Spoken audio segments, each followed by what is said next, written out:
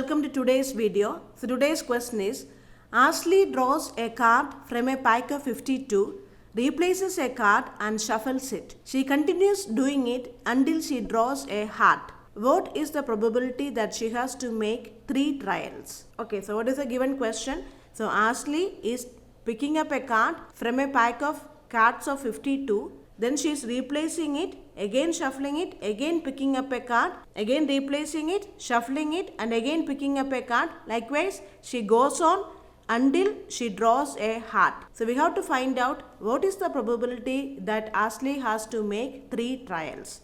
So what is the meaning of that? Only in the 3rd trial she will be able to obtain a heart, because she will be continuing to draw the cards until she obtains a heart. And Ashley has to make 3 trials. That means Ashley should not be getting heart in her first 2 trials, and in her 3rd trial she should be getting a heart. So that is what we have to find out. Even though the question seems to be complicated, it is very simple. So just you have to understand the question and you have to break down the question into simple terms. So here in the first draw, Ashley should not be getting a heart. So what is the probability of not getting a heart? How many hearts are there? 13 hearts are there in playing cards. So what is the probability of not getting a heart? It will be 52 minus 13, which gives us 39. So there are 39 cards which are not hearts. So probability will be 39 by 52. And what about the second card?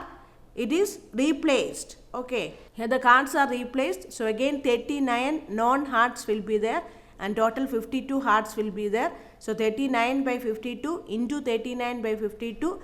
And in the 3rd trial, she has to get a heart. So it will be 13 by 52. So here and is coming. The first trial, Ashley should not be getting a heart.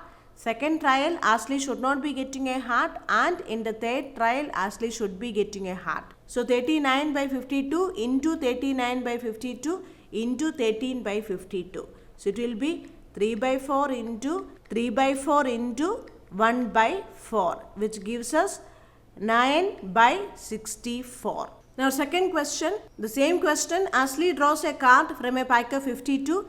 She continues doing it until she draws a heart. What is the probability that she has to make 3 trials if she does not replace the drawn cards? In the earlier question we had seen what is the probability if she is replacing the drawn cards. Here she does not replace the drawn cards, then what is the probability?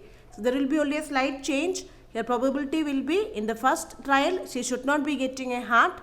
There should be only 3 trials. So it means that first trial it will be a non-heart, and the second trial again it will be a non-heart, and in the 3rd trial she will be getting a heart. So she will be stopping there. So probability will be 39 non-hearts are there. So 39 divided by 52. She is not replacing. So 38 cards will be there which are not hearts. So 38 by 51. Total number of cards is also getting reduced.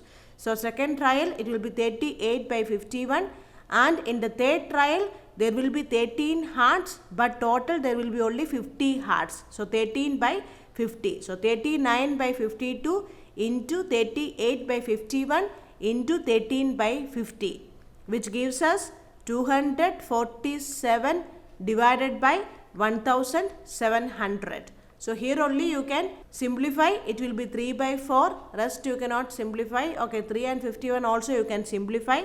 17 3s are 51. So our final answer will be 247 divided by 1700. So every question you do, you just think of it in terms of with replacement and without replacement. So it will be covering both type of questions. Third question, a fair coin is tossed repeatedly. If head appears on the first 4 tosses, then find the probability of appearance of tail on the 5th toss. So the question here is, it is a fair coin. Fair coin means unbiased coin. Unbiased coin means there is equal chance for the head to appear and tail to appear. In any throw, head can appear or tail can appear. So what is the question? Here the question is, head is appearing on the first 4 tosses. Then what is the probability of tail to appear on the 5th toss? It is just a twisting question. If the head is appearing in the first 4 tosses or head is appearing in the first 2 tosses, or head is not appearing at all, or tail has appeared on the first 4 tosses. Everything is independent. All the tosses are independent. This is not a case of conditional probability. All the cases are independent events only. Tossing a coin for the first time is independent of tossing a coin for the second time.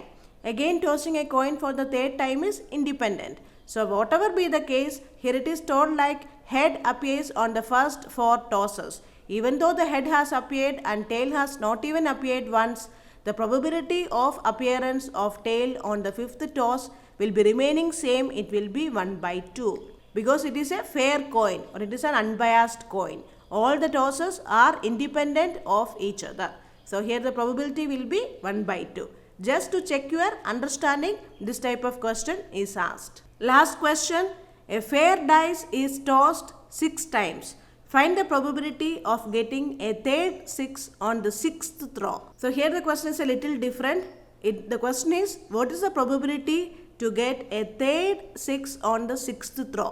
On the 6th throw, we should be getting a third 6. That means, what is the meaning of that? So we are considering here 6 throws. So it will be like this. A 6 should come, then some other number should come, then again 6 should come, then some other number should come, some other number should come, and a 6 should come. So this is how it should happen. In the 6th throw, we should be getting a third 6. So 6 should have occurred 2 times before and only 2 times. So that is the point here.